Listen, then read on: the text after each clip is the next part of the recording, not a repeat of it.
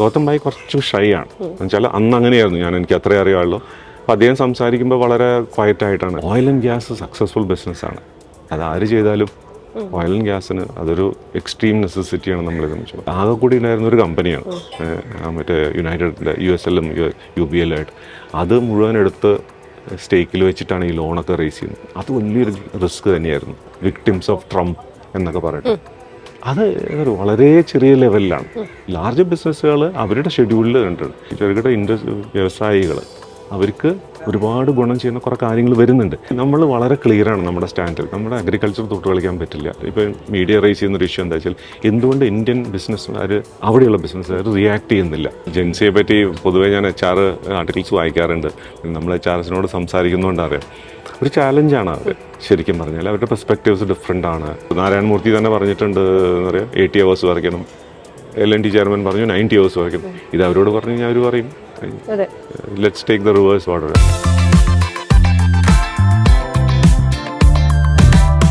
2009 തോന്നുന്നു ഗൗതം അദാനിയുടെ ആ ഒരു ഇന്റർവ്യൂ ചെയ്തത്.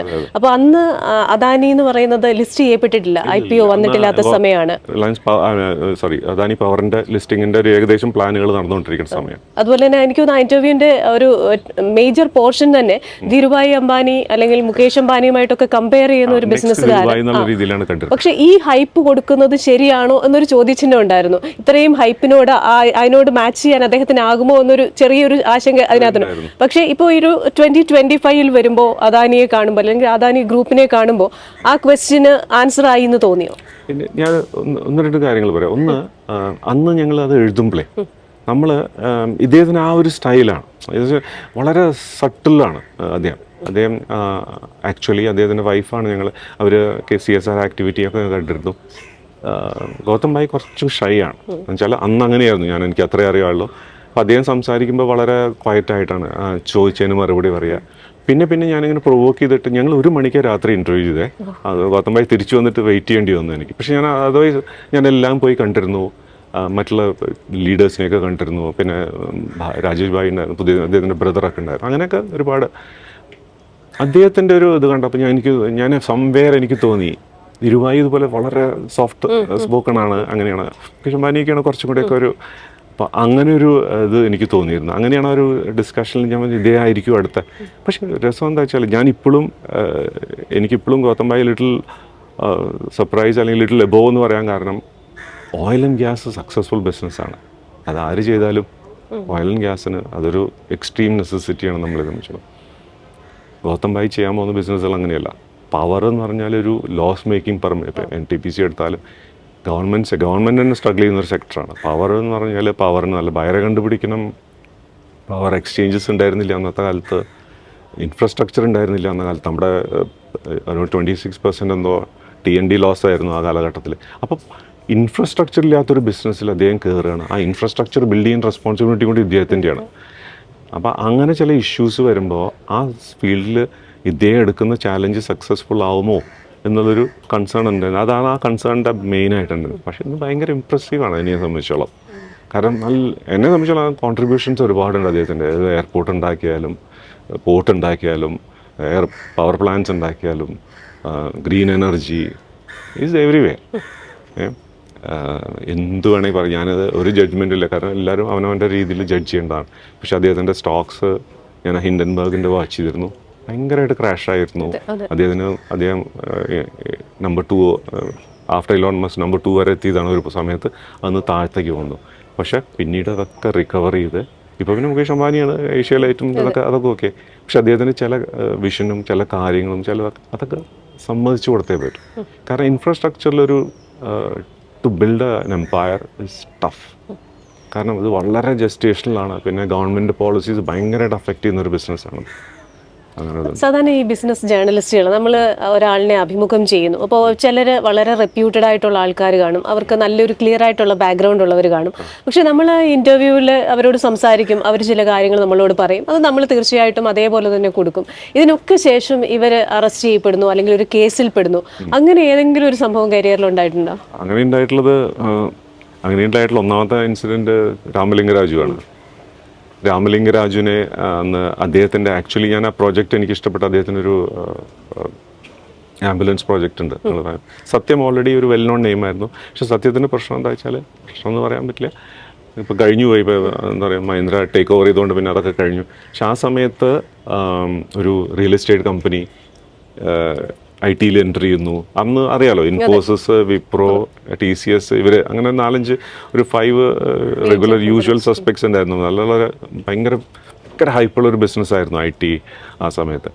അദ്ദേഹത്തിനെ കാണാൻ പോയിട്ട് ഏകദേശം അദ്ദേഹത്തിൻ്റെ ആ ഒരു ക്രൈസിസ് നടന്ന സമയം, പിന്നീട് അദ്ദേഹത്തിൻ്റെ അറസ്റ്റും ഇവൻച്വലി അദ്ദേഹത്തിൻ്റെ റെസിഗ്നേഷനും പിന്നെ കമ്പനി ടേക്ക് ഓവർ ചെയ്യണം, അതിനു മുമ്പ് വളരെ അധിക കാലതാമസത്തിന് മുമ്പ് തന്നെ ഞാൻ അദ്ദേഹത്തിനെ കാണുകയായിരുന്നു.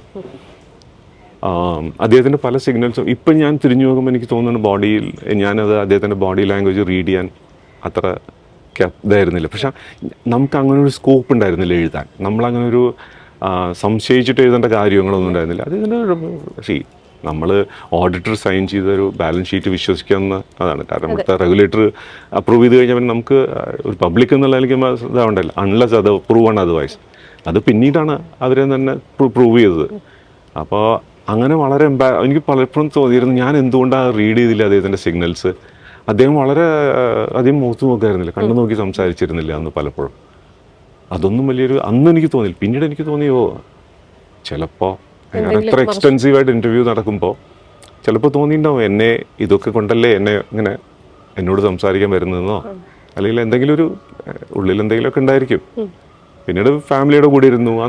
അന്ന് തമാശ പറഞ്ഞപ്പോഴും അദ്ദേഹം ഒരു ഹാഫ് ഗ്രീൻ പോലെയാണ് ചെയ്തത്. വൈഫ് ഇങ്ങനെ പറഞ്ഞ് തമാശകളൊക്കെ പറഞ്ഞ് ചിരിക്കുന്നുണ്ടായിരുന്നു. അപ്പം അങ്ങനെ അതെനിക്ക് എപ്പോഴും ഓർമ്മ വരുന്ന സംഭവമാണത്. ഇപ്പോൾ പലപ്പോഴും നമുക്ക് ഒരാളിനെ നമ്മൾ വിളിക്കുമ്പോഴോ ഇൻ്റർവ്യൂ ചെയ്യുമ്പോഴോ അനലൈസ് ചെയ്യാൻ പറ്റില്ല ഈ വ്യക്തി നാളെ ഒരു കുഴപ്പത്തിലേക്ക് പോകുമോ ഇല്ലയോ.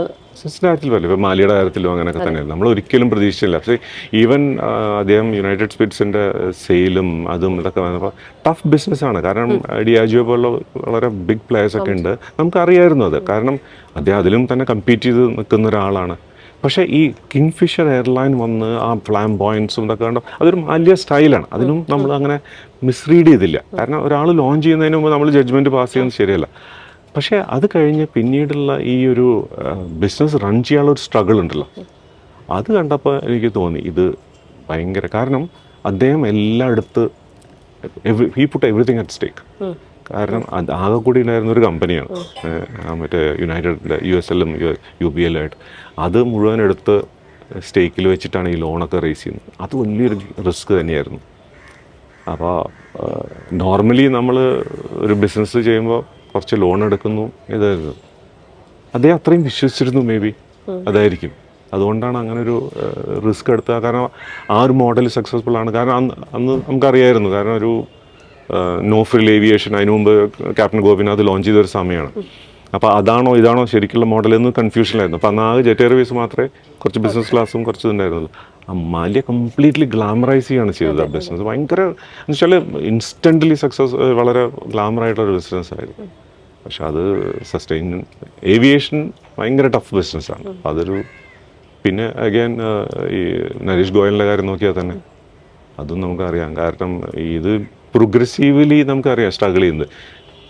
ഏറ്റവും ഷോക്കായിരുന്നത് ഗോയർ ഷോക്ക് ചെയ്തപ്പോൾ. ഞാൻ ആക്ച്വലി വാടിയെ കണ്ടിരുന്നു, വാടിയെ പറ്റി ഒരു സ്റ്റോറി ചെയ്തിരുന്നു. ഞങ്ങൾ തമ്മിൽ എനിക്കെതിരെ ലീഗൽ നോട്ടീസൊക്കെ അയച്ചാണ്. അതെങ്ങനെ വെച്ചാൽ ഞാൻ ടെയിൽ ഓഫ് 2 ബോംബേസ് എന്നിട്ട് സ്റ്റോറി ചെയ്തിരുന്നു. അപ്പോൾ വാടിയെ കാണാറുണ്ടായിരുന്നില്ല പൊതുവെ ആരെയും. അദ്ദേഹം അങ്ങനെ ഒരുവിധം അദ്ദേഹം ഇപ്പം മീഡിയ ആയിട്ട് ഇൻട്രാക്ഷനില്ല. വാടിയെ കാണാൻ സമ്മതിച്ചു, അദ്ദേഹത്തിനെ കണ്ടു, കുറേ കാര്യം സംസാരിച്ചു.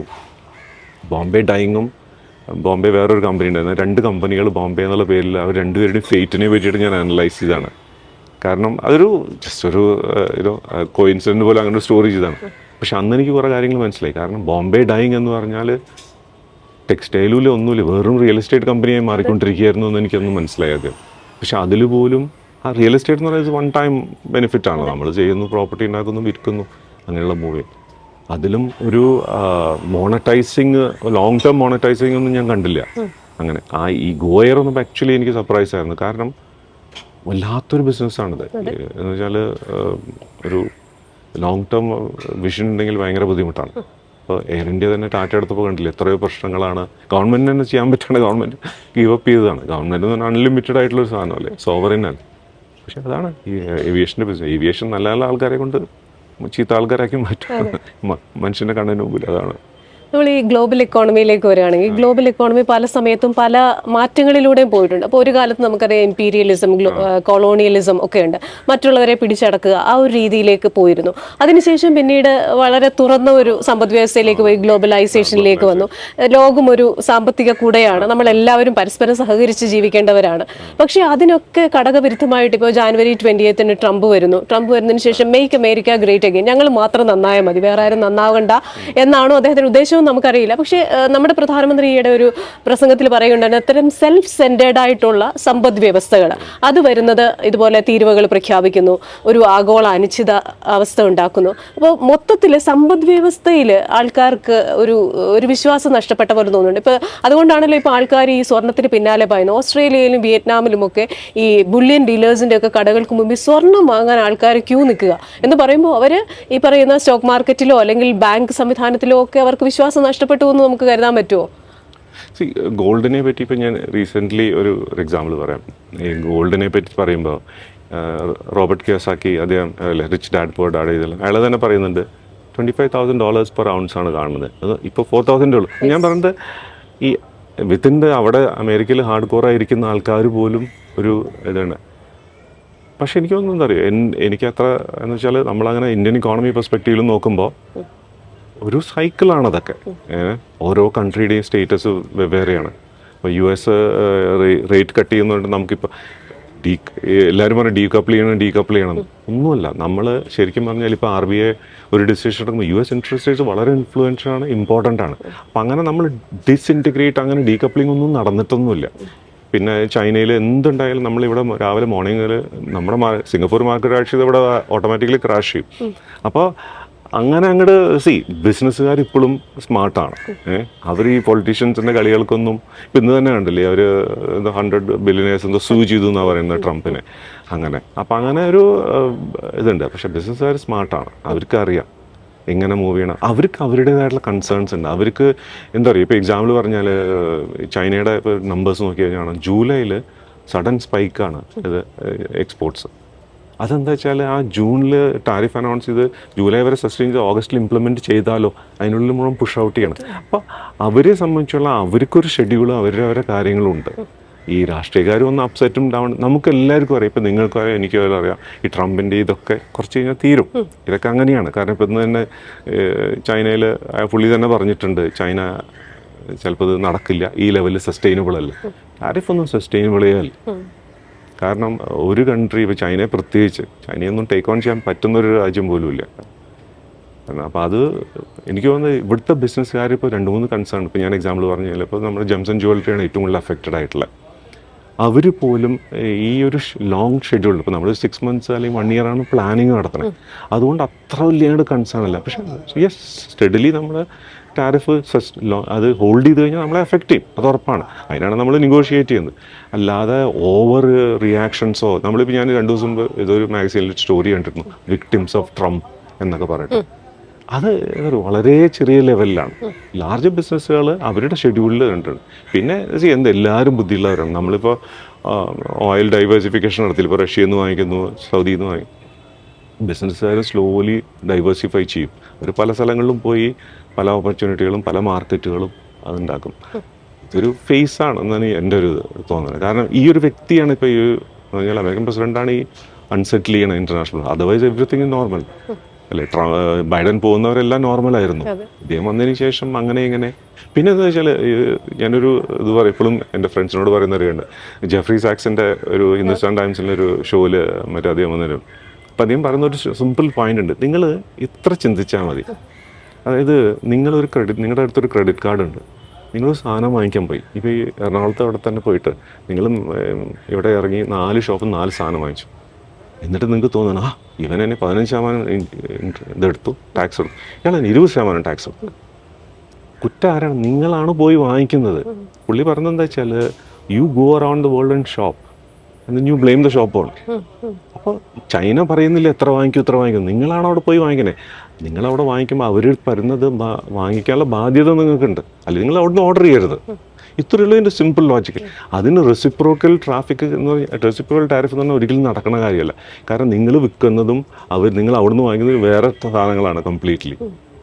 എന്തിലും ഞാൻ അത് നടക്കുന്ന കാര്യമല്ല. കോൺ വാങ്ങിക്കണം എന്ന് പറഞ്ഞു പുള്ളി നമ്മളോട്. ഇവിടെ ഇഷ്ടം പോലെ കോണുണ്ട്. അതിപ്പോൾ വേറെ നമ്മൾ പറയണം ഓക്കെ നമ്മൾ സോയാബീൻ സെല് ചെയ്യാൻ വാങ്ങിക്കോ, പുള്ളി ഇല്ല. അതൊരു വളരെ ഇല്ലോജിക്കലായിട്ടൊരു കാര്യമാണ്. അത് കുറച്ച് കഴിഞ്ഞാൽ പുള്ളിക്ക് മനസ്സിലാവും, അല്ലെങ്കിൽ ആ ഒരു അമേരിക്കൻ കസ്റ്റമർ ഹാർഡ് പേ ചെയ്യുമ്പോൾ നമുക്ക് മനസ്സിലാവും. പക്ഷേ ഇവിടുത്തെ ബിസിനസ്സുകളെ സംബന്ധിച്ചോളം ഞാൻ പലപ്പോഴും പലരോടും സംസാരിക്കുന്നത്, സിഇഒസിനോട് എല്ലാവരും സംസാരിക്കുന്നത്, എല്ലാവരും കോഷ്യസ് ആണ്. അപ്പോൾ പലപ്പോഴും എന്നോട് ഞാൻ പറയും what is the strategy that you have.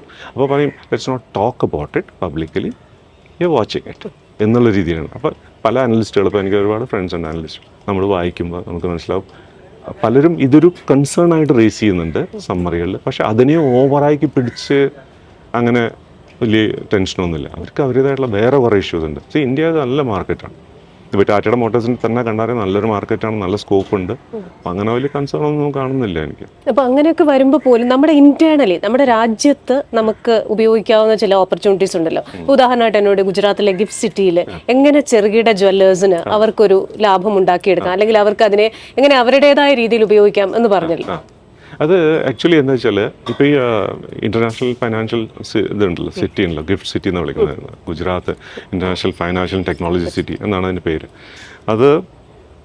അത് നന്നായി ഗവൺമെൻറ് പ്രൊമോട്ട് ചെയ്യുന്നുണ്ട്. അപ്പോൾ അതിനെ ഇപ്പോൾ നമ്മൾ ഷെൻസെൻ ടൈപ്പ് അത് അത്രയും ആ മോഡലല്ല. ചൈന വളരെ വളരെ പ്രിസൈസ് ആണ്.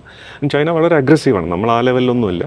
പക്ഷേ നമുക്ക് വിത്തിൻ ദാറ്റ് നമുക്കിപ്പോൾ എന്താ വെച്ചാൽ ഇപ്പോൾ ഇപ്പോൾ നിങ്ങൾക്ക് RBIയുടെ ലിബറലൈസ്ഡ് റെമിറ്റൻസ് സ്കീം പ്രകാരം നിങ്ങൾക്ക് ഇത്ര $1 ഇൻവെസ്റ്റ് ചെയ്യാം. അത് നമ്മൾ അതുവഴി റൂട്ട് ചെയ്ത് നിങ്ങൾക്ക് പുറത്ത് ഇൻവെസ്റ്റ് ചെയ്യാം. അങ്ങനെ ഒരുപാട് ഫെസിലിറ്റി ഇപ്പോൾ ഗവൺമെൻറ് തന്നെ ഒരുപാട് ഇപ്പോൾ RBI ആയാലും ഗവൺമെൻറ് ഓഫ് ഇന്ത്യ ആയാലും ബഡ്ജറ്റിൽ തന്നെ ഒരുപാട് അനൗൺസ്മെൻറ്റ്സ് വന്നിട്ടുണ്ട്. ഇതിലൊരു സ്കീമിൽ എന്താ വെച്ചാൽ ഇമ്പോർട്ട് ചെയ്യാൻ ഗോൾഡ്, ഇപ്പോൾ നമ്മളും UAE ആയിട്ടൊരു കരാറുണ്ട് ഗവൺമെൻറ് ഓഫ് ഇന്ത്യ. അതിൽ ഇതുവഴി ഇമ്പോർട്ട് ചെയ്യണമെങ്കിൽ നമുക്ക് ജനറലി ഗോൾഡ് ഈ ചെറിയ കുറച്ച് ജുവലറി ഇമ്പോർട്ട്, ഇപ്പോൾ രാജ്യത്തെ ഏറ്റവും വലിയ import Rajesh export, Kalyan jewellers, ഇങ്ങനെയുള്ള ആൾക്കാരാണ് വലിയ ഗോൾഡ് ഇമ്പോർട്ട് ചെയ്യുന്ന ആൾക്കാർ. അല്ലാതെ ചെറിയ ലെവലിൽ ചെയ്യുന്ന ആൾക്കാർക്ക് 1% ബെനിഫിറ്റ് ഉണ്ടാവും അവർ. പിന്നെ ഒരുപാട് ഫെസിലിറ്റീസ് ഉണ്ട്, ഹെഡ്ജ് ചെയ്യാനുള്ള ഫെസിലിറ്റി ഉണ്ട്. അങ്ങനെയുള്ളതൊക്കെ നമ്മൾ കാരണം വെച്ചാൽ അതൊക്കെയാണ് അവർക്ക് ഒരു പബ്ലിക്കിന് ഗുണം വരുന്ന കുറേ കാര്യങ്ങളുണ്ട്. അതൊക്കെ നമ്മൾ അറിയിക്കണം. ഞാൻ ക്ലയൻസിനോട് പറയുമ്പോൾ അല്ലെങ്കിൽ ജേർണലിസ്റ്റിനോട് സംസാരിക്കുമ്പോൾ ഇത് പറയും. ഞാൻ പറയും right about these things. These are people will like ഇതൊക്കെ വളരെ ബെനിഫിറ്റ് ചെയ്യുന്ന കുറേ കാര്യങ്ങളാണ്. അവരെ സംബന്ധിച്ചാൽ 1% വലിയൊരു ഡിഫറൻസ് ആണ്. കുറച്ച് കോടികൾ സ്പെൻഡ് ചെയ്യുമ്പോഴേ നല്ല ഡിഫറൻസ് വരുന്നുണ്ട്. അതുപോലെ തന്നെ ഹെഡ്ജ് ചെയ്യാനുള്ള ഒരു ഓപ്പർച്യൂണിറ്റി. ഡോളർ ഇങ്ങനെയൊക്കെ പോയി, റുപ്പി ഉണ്ടല്ലോ ഓൾറെഡി വളരെ ഇതാണ്. അപ്പോൾ നമ്മൾ ചെറുകിട വ്യവസായികൾ അവർക്ക് ഒരുപാട് ഗുണം ചെയ്യുന്ന കുറേ കാര്യങ്ങൾ വരുന്നുണ്ട്. അത് ഒരു ഗുണം ഞാൻ പറഞ്ഞാൽ ഈ ടാരിഫ് വന്നതോട് കൂടിയിട്ട് നമ്മൾ പ്രൊട്ടക്റ്റ് ചെയ്യാൻ കുറച്ചും നോക്കണം. അത് നമ്മുടെ വ്യവസായികൾക്ക് ഒരുപാട് ഗുണം ചെയ്യും കുറേ കാര്യങ്ങൾ. പിന്നെ ഇതുപോലെയുള്ള ഗിഫ്റ്റ് സിറ്റി പോലുള്ള കുറേ വന്നു കഴിഞ്ഞാൽ അത് നമുക്ക് നല്ല ബെനിഫിറ്റ്സ് ഉണ്ടാവും ആക്ച്വലി. നമ്മൾ ഇതുവരെ ബിസിനസ്സുകാരെ കുറിച്ച് സംസാരിച്ചു, അതുപോലെ തന്നെ പല ബിസിനസ് കാര്യങ്ങളും ഒക്കെ സംസാരിച്ചു. ട്രംപിനെ സംബന്ധിച്ചിടത്തോളം അദ്ദേഹം ഒരു ബിസിനസ്സുകാരനാണ്. അപ്പം അദ്ദേഹം പൊളിറ്റിക്സ് ഡീൽ ചെയ്യുമ്പോൾ നമുക്ക് തോന്നും പലപ്പോഴും ഒരു ബിസിനസ് രീതിയിലാണോ അത് കമ്മ്യൂണിക്കേറ്റ് ചെയ്യുന്നത്, ആൾക്കാരെ ടേബിളിലേക്ക് കൊണ്ടുവന്നൊരു ധാരണയിലേക്ക് എത്തുക എന്നൊക്കെ പറയുന്നത്. അപ്പോൾ ഈ ട്രംപിന്റെ പോളിസീസ് ഇന്ത്യൻ വ്യവസായികളെ ബാധിക്കുന്ന പോലെ തന്നെ ഇന്ത്യൻ കർഷകരെയും ബാധിക്കും. ഇപ്പം നമ്മുടെ ഒരു ട്രേഡ് പോളിസി, ആ ഒരു കരാർ ധാരണയാകാത്തതിന്റെ തന്നെ കാരണം കർഷകർക്ക് ഫേവറബിൾ ആയിട്ടുള്ള ചില കാര്യങ്ങളിൽ നമ്മൾ നിലയിൽ നിൽക്കുന്നത് കൊണ്ടാണെന്ന് പറയുന്നു. അപ്പോൾ ഇന്ത്യൻ കർഷകരെ അത് ഏതെങ്കിലും തരത്തിൽ ബാധിക്കാൻ സാധ്യതയുണ്ടോ? ആ ഒരു കരാറിന്റെ ഭാവി എങ്ങനെയാകാനൊരു സാധ്യതയുള്ളത്? കരാറിന്റെ ഭാവി നമുക്ക് നമ്മളെല്ലാവരും വായിക്കുന്നത് പോലെ തന്നെ നമുക്ക് അതിന് മറുപടി പറയാൻ പറ്റുള്ളൂ. പക്ഷേ എന്താ അറിയോ, ഈ ഇന്ത്യൻ ഫാമറെ പ്രൊട്ടക്ട് ചെയ്യണം എന്നുള്ള കാര്യത്തിൽ യാതൊരു ഇതുമില്ല. കാരണം പണ്ട് നമ്മൾ ഈ ജനറ്റിക്കലി മോഡിഫൈഡ് ഫുഡിൻ്റെ ഒരു പ്രശ്നം കണ്ടതാണ് നമ്മൾ. അപ്പോൾ പിന്നെ അവർ ഹാർഡ് കോർ ഇപ്പോൾ നിങ്ങൾ ടോപ്പ് 5 കമ്പനീസ് എടുത്തു നോക്കിയാൽ അമേരിക്കൻസ് ആണ് എല്ലാവരും. അപ്പോൾ അവരുടെ അഗ്രഷനൊന്നും നമുക്ക് മാച്ച് ചെയ്യാൻ പറ്റില്ല. അവരുടെ പ്രൊഡക്റ്റ് ഡൈവേഴ്സിഫിക്കേഷൻ, പിന്നെ അപ്പോൾ നമുക്ക് ഒരുപാട് ഫാമേഴ്സ് ഉണ്ട് വളരെ ഇതിൽ ഫാമിങ് മാത്രം ആശ്രയിച്ച് ജീവിക്കുന്ന ആളുകൾ. ഇപ്പോൾ കുറച്ച് വർഷങ്ങളായിട്ട് അവരുടെ സ്ലോലി കുറച്ച് വ്യത്യാസങ്ങൾ വരുന്നുണ്ട്. ഫാമിങ് ഇൻകം ട്രൈ ചെയ്യാൻ ഗവൺമെൻറ് ഒരുപാട് സ്കീംസ് കൊണ്ടുവന്നിട്ടുണ്ട്. അപ്പോൾ ഇങ്ങനെ കുറച്ചായിട്ട് അവരുടെ കാര്യങ്ങൾ വ്യത്യാസം വന്നുകൊണ്ടിരിക്കുന്നത്. ഈ സമയത്ത് ഇത്രയും വലിയൊരു അതായത് വേറൊരു കമ്പനി അലൗ ചെയ്ത് കഴിഞ്ഞാൽ അത് മാർക്കറ്റ് ഡിസ്റ്റോർഷൻസ് ഉണ്ടാവും. പിന്നെ അവരെ ഭയങ്കരമായിട്ട് ബാധിക്കും. ഒരു പ്രോഡക്ട്സ് എടുക്കാൻ ആളുണ്ടാവില്ല. അങ്ങനെ ഒരുപാട് ഓൾറെഡി ഫാമിങ് വലിയൊരു കണ്ടസ്റ്റ് എന്ന് പറഞ്ഞാൽ നമ്മൾ വളരെ ഒരുപാട് ആർഗ്യുമെൻറ്റ് ചെയ്യുന്നൊരു സെക്ടറാണ്, പൊളിറ്റിക്കലി സെൻസിറ്റീവ് സെക്ടർ. അപ്പോൾ അതുകൊണ്ട് തന്നെ ഈ ഒരു ഏരിയയിൽ ഗവൺമെൻറ് എടുത്ത സ്റ്റാൻഡ് ടോട്ടലി കറക്റ്റാണ്. കാരണം ഒരിക്കലും സമ്മതിക്കാൻ പറ്റില്ല. അവർ ഹൈ പവർ, അവരുടെ എന്താ പറയുക, വെതർ റെഡ് മീറ്റ് ആയാലും അഗ്രികൾച്ചർ പ്രോഡക്ട്സ് ആയാലും ഒരു വളരെ ഹൈ എൻഡ് ആയിട്ടുള്ളതാണ്. വളരെ അഗ്രസീവാണ് അവരുടെ ടാക്ടിക്സ്. അപ്പോൾ തന്നെ നമുക്കറിയാം കൊക്കക്കോളയും പെപ്സി അറിയാത്ത ആൾക്കാർ ആരുമില്ല. പണ്ട് നമ്മൾ അറിഞ്ഞിരുന്നില്ല ആരും. അപ്പോൾ ഒരിക്കൽ നമ്മൾ തുറന്നു കഴിഞ്ഞാൽ പിന്നെ ഫ്ലഡ് ഗേറ്റ്സ് ആണ്, അവരങ്ങോട്ട് ഫ്ലഡ് ചെയ്യും വന്നിട്ട്. അപ്പോൾ അത് കറക്റ്റ് ഒരു സ്റ്റാൻഡാണ്. പക്ഷേ ഇതിൻ്റെ പ്രോഗ്രഷൻ എൻ്റെ ഒരു ഇതിൽ ഞാൻ ചോദിക്കുന്നറിയാം, ഇത് അദ്ദേഹം മെല്ലോ ഡൗൺ ചെയ്യുന്നു പ്രതീക്ഷിക്കുന്നു. അദ്ദേഹത്തിൻ്റെ ഈ 100%, 200% എന്നൊക്കെയുള്ളൊരു പണ്ട് ട്വീറ്റ് ചെയ്തിട്ടല്ലേ അറ്റാക്ക് ചെയ്യാറ്. അപ്പോൾ ട്വീറ്റ് ചെയ്തിട്ടാണ് ടാരിഫ് ഇടുന്നത്. അപ്പോൾ ഇതൊരിക്കലും അദ്ദേഹം തന്നെ ടെമ്പർ ചെയ്യും. ഒരു പരിധി കഴിഞ്ഞാൽ ഇപ്പോൾ ഞാനിപ്പോൾ US വളരെ ക്ലോസ് ആയിട്ട് നോക്കാറുണ്ട്. US ഇൻഫ്ലേഷൻ നമ്പേഴ്സ് നോക്കാറുണ്ട്, ജോബ് നമ്പേഴ്സ് നോക്കാറുണ്ട്, അതുപോലെ ഡാവിൻ്റെ മൂവ്മെൻറ്റ് നോക്കാറുണ്ട്, S&P ആയാലും എന്തായാലും. അപ്പോൾ സോ ഫാർ ഇക്കോണമി ഒരു പെട്ടെന്ന് റിയാക്ട് ചെയ്യുന്ന സാധനമല്ലല്ലോ. ഇപ്പം നമ്മൾ തന്നെ ഇൻട്രസ്റ്റ് റേറ്റ് ഇപ്പോൾ RBI 1.5% കട്ട് ചെയ്താലും അതിനൊരു പെർക്കുലേറ്റ് ചെയ്യാനൊരു സമയം എടുക്കും. എല്ലാത്തിനും ഒരു സമയമുണ്ട്. ആ ഇക്കോണമിയുടെ ഒരു വർക്കിംഗ് അങ്ങനെയാണല്ലോ. Quarter to quarter, 2-3 quarters down the line നമുക്ക് അതിന് കാണാൻ പറ്റില്ല. ഇത് ഈ ഒരു ടാരിഫിൻ്റെ ഇമ്പാക്റ്റ് സ്ലോലി സ്റ്റഡിലി എഫക്റ്റ് ആയി തുടങ്ങി കഴിഞ്ഞാൽ, പ്രൈസസ് മുകളിലേക്ക് പോയി തുടങ്ങി കഴിഞ്ഞാൽ, ഇൻഫ്ലേഷൻ മുകളിലേക്ക് പോയി തുടങ്ങി കഴിഞ്ഞാൽ അദ്ദേഹത്തിന് മനസ്സിലാവും എന്ന് പ്രതീക്ഷിക്കുന്നു. ഇപ്പോൾ ചൈന റെയർ എർത്ത് എന്നുള്ള പേരിൽ ബലം പിടിച്ചപ്പോൾ അദ്ദേഹത്തിന് മനസ്സിലായി ഇത് ചിലപ്പോൾ തെറ്റിപ്പോവും കളിച്ച് കളി. അപ്പോൾ അങ്ങനെ അദ്ദേഹത്തിന് മനസ്സിലാവുമെന്ന് പ്രതീക്ഷിച്ചു. കാരണം നമ്മുടെ നെഗോഷിയേഷൻസൊക്കെ നമ്മൾ വളരെ ക്ലിയറാണ് നമ്മുടെ സ്റ്റാൻഡിൽ. നമ്മുടെ അഗ്രികൾച്ചർ തൊട്ട് കളിക്കാൻ പറ്റില്ല. കാരണം നമ്മൾ മെച്യൂരിറ്റി ഇല്ല, നമ്മുടെ അതിന് ആയിട്ടില്ല. പിന്നെ അത് വളരെ നമ്മൾ പറയില്ലേ, നമ്മൾ ഈ ഫ്രാഗ്മെൻറ്റേഷൻ ആയിട്ടുള്ളൊരു ഇതാണ്. ഒരു ചെറിയ ഫാമിൽ ഒരുപാട് പേര് ആശ്രയിച്ച് ജീവിക്കുന്നതാണ്. അവരെ സഡൻലി ഡിസ്പ്ലേസ് ചെയ്യാനൊന്നും പറ്റില്ല. അത് ഏത് രാഷ്ട്രീയക്കാരായാലും സമ്മതിക്കില്ല. രാജ്യത്തിൻ്റെ ഒരു ഇഷ്യൂ ആണ്. അപ്പോൾ പക്ഷേ ഇദ്ദേഹത്തിന് അത് മനസ്സിലാവും. നമ്മുടെ ടോക്സ് നല്ല രീതിയിലാണ്. നമ്മൾ ഒരു കാര്യത്തിൽ എനിക്ക് സന്തോഷം എന്ന് വെച്ചാൽ, നമ്മൾ വേണമെങ്കിൽ ചാടി പുറപ്പെട്ട് നമ്മൾ മറുപടി വരെയായിരുന്നു. ചൈനയെ നോക്കിയിട്ടുണ്ടോ, ഇന്ത്യയെ നോക്കിയിട്ടുണ്ടോ, രണ്ടുപേരും അഭിപ്രായങ്ങൾ. ചൈന മറ്റേ വിദേശകാര്യമന്ത്രി അന്തരാലയത്തിൻ്റെ ഒരു സ്റ്റേറ്റ്മെൻ്റ് ഉണ്ട്, അതായത് നമ്മൾ ഫൈറ്റ് ചെയ്യും, അത്രമാത്രമേ അവർ പറഞ്ഞുള്ളൂ. അവർക്ക് ഫൈറ്റ് ചെയ്യാനുള്ള മൈറ്റ് ഉണ്ട്. അവർ സെക്കൻഡ് ലാർജസ്റ്റ് ഇക്കോണമിയാണ്. നമ്മൾ അതുപോലും പറഞ്ഞിട്ടില്ല. നമ്മൾ പറഞ്ഞു വി ആർ സ്റ്റിൽ നെഗോഷിയേറ്റ് എന്നുള്ളത്. അതാണ് കറക്റ്റ് സ്റ്റാൻഡ്. കാരണം മുന്നിലുള്ള ആൾ കുറച്ച് ആടിപ്പടഞ്ഞ് ഈവൻ വളരെ മോശമായിട്ടുള്ള സ്റ്റേറ്റ്മെൻറ്റ്സ് വരെ പ്രധാനമന്ത്രിയെ പറ്റിയൊക്കെ പറഞ്ഞിട്ടുണ്ട്. അതൊക്കെ നമുക്ക് എല്ലാവർക്കും അറിയാം, എവിടെയുള്ളവർക്ക് കുറേയൊക്കെ സത്യങ്ങൾ നമുക്ക് എന്താണ്. അപ്പോൾ ആ രീതിയിൽ നമ്മുടെ ഇവൻ വലിയൊരു ഇഷ്യൂ, ഇപ്പം മീഡിയ റേസ് ചെയ്യുന്നൊരു ഇഷ്യൂ എന്താ വെച്ചാൽ, എന്തുകൊണ്ട് ഇന്ത്യൻ ബിസിനസ്സുകാർ, അവിടെയുള്ള ബിസിനസ്സുകാർ റിയാക്ട് ചെയ്യുന്നില്ല. കാരണം ഇതിനൊന്നും റിയാക്ഷൻ വെർത്തുവയലല്ല. നമ്മുടെ റിയാക്ഷൻ മാത്രമേ ഉണ്ടാവുള്ളൂ. അത് ആൾക്കാർ ഓർമ്മിക്കുകയും ചെയ്യും. ഓൺലൈനിൽ കിടക്കണ്ടോ, ഇയാളിങ്ങനെ ഡെയിലി ട്വീറ്റ് ചെയ്യും, അയാൾ ട്രൂത്ത് സോഷ്യലിൽ ഇങ്ങനെ ഓരോന്ന് അടിച്ചിറക്കുകയാണ്. അതിനൊന്നും വെർത്തുവയലല്ല റിയാക്ഷൻ. പിന്നെ അദ്ദേഹം അമേരിക്കൻ പ്രസിഡന്റാണ്, നമ്മൾ സാധാരണക്കാരാണ്, എന്ത് റിയാക്ഷൻ കൊടുക്കാനാണ്? അപ്പം നമ്മുടെ മെച്യൂരിറ്റി, നമ്മുടെ patience, it will pay off. എനിക്ക് തോന്നുന്നു നമുക്ക് ഫേവറബിൾ ആയിട്ടൊരു ഡീൽ, അത്ര മോശമായിട്ടുള്ളൊരു ഡീലൊന്നും വരില്ല. കാരണം അദ്ദേഹത്തിൻ്റെ ഏറ്റവും ക്ലോസ് ആയിട്ടുള്ള ജപ്പാനും കൊറിയനെയും അദ്ദേഹം വെറുതെ വിട്ടിട്ടില്ല. പിന്നെ കാരണം നമ്മൾ വളരെ വലിയൊരു ഡെമോക്രസിയും കൂടിയാണ്. അപ്പോൾ ഹോപ്പ്ഫുള്ളി എല്ലാം നന്നാവുന്നതാണ് എൻ്റെ പ്രതീക്ഷ.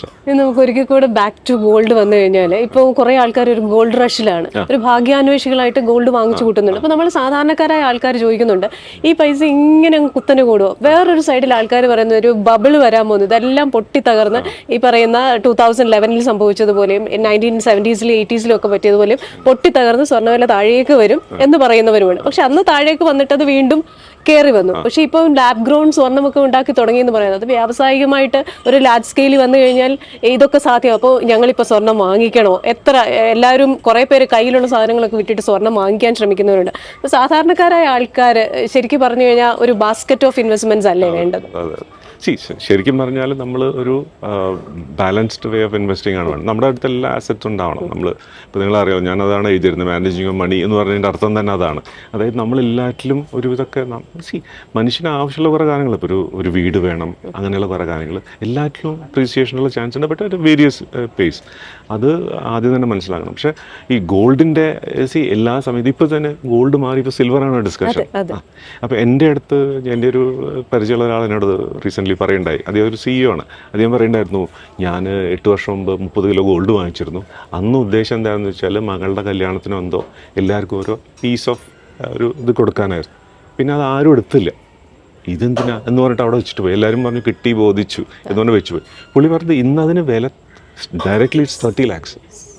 പുള്ളി എന്ന് 30,000 വാങ്ങിച്ച സാധനം. അപ്പോൾ ഇതൊക്കെ ഒരു പീരിയോഡിക് ആയിട്ടുള്ള ചില വരുന്നുണ്ട്. പക്ഷേ നിങ്ങൾ ഗോൾഡിൻ്റെ ബാക്ക്ഗ്രൗണ്ട് നോക്കിക്കഴിഞ്ഞാൽ അറിയാം, ഗോൾഡിനൊരു പ്രത്യേക ക്യാരക്ടറിസ്റ്റിക്സ് ഉണ്ട്. അപ്പോൾ ഈ ഒരു വെന്നവർ നമ്മൾ അറിയാമല്ലോ, നമ്മൾ ഇൻഫ്ലേഷനോ എന്തെങ്കിലും പോളിസിയോ എന്തെങ്കിലും കൺസേൺ ആദ്യം ഗോൾഡിലേക്കാണ് ഓടുക. പക്ഷെ അതേ സമയത്ത് മാർക്കറ്റ് നോക്കൂ, ഇത് ഡോളർ നോക്കൂ, ഈ പണ്ടുണ്ടായിരുന്ന traditional way of looking at ഉണ്ടല്ലോ, ഡോളർ ഇങ്ങനെയാണെങ്കിൽ ഗോൾഡ് ഇങ്ങനെയായിരിക്കണം, അല്ലെങ്കിൽ ഇങ്ങനെയായിരിക്കണം, അതൊക്കെ പോയി കഴിഞ്ഞു. ഇൻവേഴ്സ് റിലേഷനൊക്കെ പോയി കഴിഞ്ഞു. Even stock markets, Indian markets hold ചെയ്യുന്നുണ്ട്, 80,000 ഹോൾഡ് ചെയ്യുന്നുണ്ട്. അത് വലിയൊരു കാര്യമാണ്. അപ്പോൾ ആ ഒരു ഒന്നിലും more money will be coming in, less options അത് അങ്ങനെയായിരിക്കാം. അല്ലെങ്കിൽ ആൾക്കാർ okay let's divide, let's think it in a balanced way, അതായിരിക്കാം. എല്ലാറ്റിനും ആസെറ്റ് ഉണ്ട്. പക്ഷേ ഈ എക്സ്യൂബറൻസ് ഉണ്ടല്ലോ, എക്സ്യൂബറൻസ് ഒന്നും അപകടമാണ്. പക്ഷേ അതേ സമയത്ത് ഇപ്പോൾ താങ്കൾ ഇൻവെസ്റ്റ് ചെയ്യാൻ ഉദ്ദേശിക്കുകയാണ് 1,14,000 20,000 എന്തോ ആണ് ഇപ്പോൾ റേറ്റ്. ആ ലെവലിലും ഒരു സൈക്കിൾ കഴിഞ്ഞാൽ നിങ്ങൾ അതിലും വാല്യൂ ഉണ്ടാവും. കാരണം എല്ലാറ്റിനും ഒരു വാല്യൂ ഉണ്ട്, ഒരു സൈക്കിളുണ്ട് കടന്നു പോയി കഴിഞ്ഞാൽ. അപ്പോൾ ആ റുപ്പി കോസ്റ്റ് ആവറേജിങ് എന്നും ഒരു വയബിൾ ട്രൂത്തും കൂടിയാണ്. അപ്പോൾ എനിക്ക് ആ ഓവർ എക്സ്യൂബറൻസിൽ തോന്നുന്നില്ല. കാരണം നാളെ ട്രംപ് എല്ലാം തിരിച്ചിട്ട് കഴിഞ്ഞാൽ ചിലപ്പോൾ ഈ ഒരു വാല്യുവേഷൻ മുഴുവൻ തെറ്റിയെന്ന് വരാം. പക്ഷെ നമ്മളൊരു ഇൻവെസ്റ്റർ എന്നുള്ള നിലയ്ക്ക് ഗോൾഡ് ഇത്ര ഒരു പെർസെൻറ്റേജ് എപ്പോഴും എന്താ പറയുക, ബേസിക്കലി നമ്മൾ ഇപ്പോൾ മാർക്കറ്റിൽ നമ്മളെങ്ങനെ ഇൻവെസ്റ്റ് ചെയ്യുക, മൈ ടാർഗറ്റ് ഇസ് 20%. നമ്മൾ ഈ കറൻറ്റ് മാർക്കറ്റ് പ്രൈസും ലൈക്കലി ഗ്രോത്തും ഉണ്ടല്ലോ, ഇത്ര over A period of this much എന്ന് പറയില്ലേ. പറയണതിനൊരു കാരണമുണ്ട്. കാരണം this is what the analyst is looking out. അത് കഴിഞ്ഞാൽ നമുക്കത് കട്ട് ചെയ്യണം. അത് കഴിഞ്ഞാൽ സെൽ, അല്ലെങ്കിൽ അക്യുമുലേറ്റ്. അത് ഓരോ സമയത്ത് പീരിയോഡിക്കൽ അതിനൊരു സെൻസ് ഉണ്ട്, അതിനൊരു സയൻസ് ഉണ്ട് അതിൻ്റെ പിന്നിൽ, നമ്പേഴ്സ് നോക്കിയിട്ട്. അതുപോലെ ഒരു ഇൻവെസ്റ്റർ ആണെങ്കിൽ അങ്ങനെ കാണണം. അല്ലെങ്കിൽ പിന്നെ ലോങ് ടേം ഇൻവെസ്റ്റർ ആയിരിക്കണം. എന്ത് വാറൻ ബഫറ്റ് പോലെ എന്ത് തന്നെ സംഭവിച്ചാലും I will see ultimate value എന്നുള്ള രീതിയിൽ. അപ്പോൾ അത് ഓരോ ലോജിക്കാണ്. ആൾക്കാർ പഠിക്കുന്നത് എല്ലാവരും ഇങ്ങനെയൊക്കെ തന്നെയല്ലേ ഇൻവെസ്റ്റ് ചെയ്തിട്ട്, നമ്മളൊക്കെ ഇങ്ങനെ തന്നെയല്ലേ പഠിച്ചത്. ഈ ഇൻവെസ്റ്റ്മെൻറ്റിൽ വരുമ്പോൾ ലോജിക്കൊക്കെ ചിലപ്പോൾ സമയത്ത് നമ്മൾ മാറ്റിക്കളി. നമ്മൾ ആ സമയത്ത് നമ്മളെ ഇമോഷനാണ്. അതാണ് ഈ മൊമെൻറ്റം ഇൻവെസ്റ്റേഴ്സ് എന്ന് പറയില്ലേ നമ്മൾ. ചില ആൾക്കാർ ആരെങ്കിലും പറഞ്ഞിട്ട് കയറി വാങ്ങിച്ച് കളയും, എന്നിട്ട് പറയും അയ്യോ ലോസായി, പ്രോഫിറ്റായി. ഇതൊക്കെ സാധാരണയാണ്. അപ്പോൾ ഒരു ഹ്യൂമൻ സ്റ്റോറിയാണ് അത്, എന്നും ഉണ്ടാകുന്ന ഒരു സ്റ്റോറിയാണ് അത് ശരിക്കും പറഞ്ഞാൽ. ഈ ജെൻസി വർക്ക് കൾച്ചർ നിരീക്ഷിച്ചിട്ടുണ്ട്. അതായത് ജെൻസിയെ സംബന്ധിച്ചിടത്തോളം പലപ്പോഴും പറയുന്ന പല സർവേസ് നടന്നിട്ടുണ്ട്. അപ്പോൾ ഇമ്പാക്റ്റിൻ്റെ ഒരു സർവേ ഞാൻ കണ്ടു. അവർ മിനിമം എന്ന് പറയുന്ന ഒരു വർക്ക് കൾച്ചറിലേക്കാണ് പോകുന്നത്. ഒരു വർക്ക് പ്ലേസ് എക്കോണമി ഉണ്ടല്ലോ, ഏറ്റവും കൂടുതൽ എക്കോണമിക്ക് കോൺട്രിബ്യൂട്ട് ചെയ്യുന്നത് വർക്ക് പ്ലേസസ് ആണ്. അപ്പോൾ ആ വർക്ക് കൾച്ചറിൽ തന്നെ ഒരു മാറ്റം വരുത്തുന്നുണ്ട് ഈ ജെൻസിയെ കൺട്രോൾ ചെയ്യുന്നത് അതിൻ്റെ പഴയ ജനറേഷനാണ്. അപ്പോൾ അവിടെ അങ്ങനെ ഒരു ഡ്രിഫ്റ്റും വരുന്നുണ്ടല്ലോ. ഈ ജെൻസിയെ പറ്റി പൊതുവേ ഞാൻ HR ആർട്ടിക്കിൾസ് വായിക്കാറുണ്ട്. നമ്മൾ HRസിനോട് സംസാരിക്കുന്നതുകൊണ്ട് അറിയാം, ഒരു ചാലഞ്ചാണ് അവർ. ശരിക്കും പറഞ്ഞാൽ അവരുടെ പെർസ്പെക്റ്റീവ്സ് ഡിഫറെൻ്റ് ആണ്, അവരുടെ ഒരു തോട്ട് പ്രോസസ്സ് ഡിഫറെൻ്റ് ആണ്. എത്ര വർക്ക് ചെയ്യണം എന്നുള്ളതിന് അവർക്ക് തന്നെ ക്വാണ്ടിഫൈ ചെയ്ത് വെച്ചിട്ടുണ്ട്. പിന്നെ അവരങ്ങനെ വാല്യൂ എത്രത്തോളം ആഡ് ചെയ്യുന്നു അതൊന്നും അനലൈസ് ചെയ്യാൻ തയ്യാറില്ല. പിന്നെ അവർ ക്വിക്ക് ഡിസിഷൻ മേക്കേഴ്സാണ്. അത് ക്വിറ്റ് ചെയ്യാനായാലും ജോയിൻ ചെയ്യാനായാലും അങ്ങനെയുള്ള കാര്യം. അതെനിക്ക് തോന്നുന്ന ഒരു മെച്യൂരിറ്റി വരുന്നു ഒരു പീരീഡ് വരുമ്പോഴും. ഇത് വല്ലാത്തൊരു ജനറേഷനാണ്, അത് സമ്മതിച്ചു തരാം. കാരണം ഒരു ടഫ് ജനറേഷനാണ്, നമുക്ക് അത്ര എളുപ്പം ജഡ്ജ് ചെയ്യാൻ പറ്റുന്നില്ല, എസ്പെഷ്യലി അറ്റ് വർക്ക് പ്ലേസ്. അത് വളരെ ടഫാണ്. പക്ഷേ വളരെ ക്രിയേറ്റീവാണ്. അത് വലിയ പറഞ്ഞേ പറ്റൂ. അപ്പോൾ അങ്ങനെ കുറേ ഉണ്ട്. ഇതൊരു എന്താ പറയുക, ഒരു മേ ബി ഒരു ആവശ്യമായിരിക്കാം. നമ്മളും പല കാര്യങ്ങളും അറിയാനും പല കാര്യങ്ങളും മനസ്സിലാക്കാനും. ഇപ്പോൾ നാരായണ മൂർത്തി തന്നെ പറഞ്ഞിട്ടുണ്ട്, എന്താ പറയുക, 80 hours വരയ്ക്കണം. LNT ചെയർമാൻ പറഞ്ഞു 90 hours വരയ്ക്കണം. ഇത് അവരോട് പറഞ്ഞു കഴിഞ്ഞാൽ അവർ പറയും let's take the reverse order, അത് ഞങ്ങൾ 3 ദിവസം വർക്ക് ചെയ്യാൻ റെഡിയാണ് എന്നുള്ള രീതിയിൽ. അപ്പോൾ അതൊരു എനിക്ക് തോന്നുന്നത് പക്ഷേ അതിൽ ഇൻഡസ്ട്രിയിൽ ചാലഞ്ച് ഉണ്ടോ എന്ന് ചോദിച്ചു കഴിഞ്ഞാൽ എനിക്ക് അങ്ങനെ ഒരു നമ്മളങ്ങനെ കേട്ടിട്ടൊന്നുമില്ല ന്യൂസുകളൊന്നും അങ്ങനെ വലിയ ഇഷ്യൂ ആയിട്ടൊന്നുമില്ല. പക്ഷേ ഇതൊരു ട്രെൻഡാണ്, അത് വളരെ ക്ലിയർ ആണ്. അത് HR-നെയാണ് കൂടുതൽ ചാലഞ്ച് ചെയ്യുന്നത്, എങ്ങനെ റിക്രൂട്ട് ചെയ്യും, എങ്ങനെ റിക്രൂട്ട് ചെയ്യും. പിന്നെ അവർ സ്റ്റിക്ലേഴ്സ് ഒന്നുമല്ല, അവരങ്ങനെ ഒരു ലോയൽറ്റി ഒന്നും കാണിക്കുന്നില്ല. അത് ബാങ്കിങ് കസ്റ്റമേഴ്സ്, ഇപ്പോൾ ഞങ്ങൾ ബാങ്കിൻ്റെ ഡിസ്കഷൻ നടക്കുമ്പോൾ കേൾക്കാം, ബാങ്ക് കസ്റ്റമേഴ്സ് വളരെ ക്ലിയറാണ്. അവർ ആ ഒരു ഓൾ മൊബൈൽ ഓൾ ഡിജിറ്റൽ കസ്റ്റമേഴ്സാണ്. അതായത് മോർ ബാങ്കിങ് ലെസ് ബാങ്ക് എന്നുള്ളൊരു കോൺസെപ്റ്റ്, അങ്ങനെയൊക്കെ ഒരുപാട് കോൺസെപ്റ്റുകളുണ്ട്. അപ്പോൾ ഇതൊരു ലേണിംഗ് പ്രോസസ്സാണ്. പക്ഷെ അതൊരു സർട്ടൻ പെർസെൻറ്റേജ് മാത്രമേ ഉള്ളൂ. ബാക്കിയുള്ളൊരു മെജോറിറ്റി ഒരു നമുക്ക് സ്റ്റേബിൾ ആയിട്ടുള്ളൊരു ഇതാണ്, ബേസാണ് ആക്ച്വലി. അപ്പോൾ എന്തായാലും താങ്ക് യു സോ മച്ച്. ഇത്രയും സമയം നമുക്ക് വേണ്ടി സ്പെൻഡ് ചെയ്തു. നമ്മുടെ പ്രേക്ഷകർക്ക് വേണ്ടിയിട്ട് എനിക്ക് തോന്നുന്നു ഇതിൽ പല കാര്യങ്ങളും അവർ കേട്ടിട്ടുണ്ടാവില്ല, പല കാര്യങ്ങളും നമ്മൾ ചിന്തിക്കുന്ന ഒരു രീതിയിലായിരിക്കില്ല അങ്ങ് കണ്ടിട്ടുള്ളത്. അപ്പോൾ അത് പ്രേക്ഷകർക്ക് വേണ്ടിയിട്ട് പങ്കുവെച്ചതിന്, നമ്മുടെ എന്താ പറയുന്നത് സമ്പദ് വ്യവസ്ഥയെക്കുറിച്ചും അതിൻ്റെ പല കാര്യങ്ങളെക്കുറിച്ചും ഈ വ്യവസായികളുടെ ജീവിതത്തിലെ കഥകളുമൊക്കെ പറഞ്ഞതിന് വളരെ നന്ദി. നമുക്ക് വേണ്ടി ഇത്രയും ടൈം സ്പെൻഡ് ചെയ്തതിന്. അപ്പോൾ wishing you all the best in all future endeavours. Thank you so much.